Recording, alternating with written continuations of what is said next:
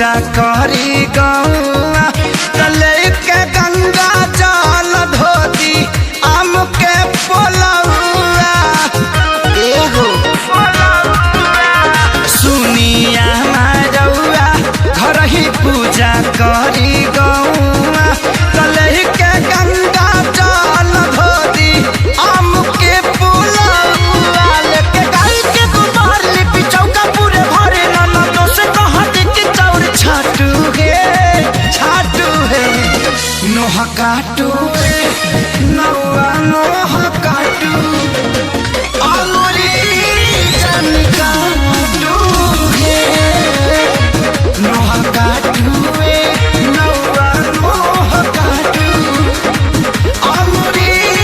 जन काटू है।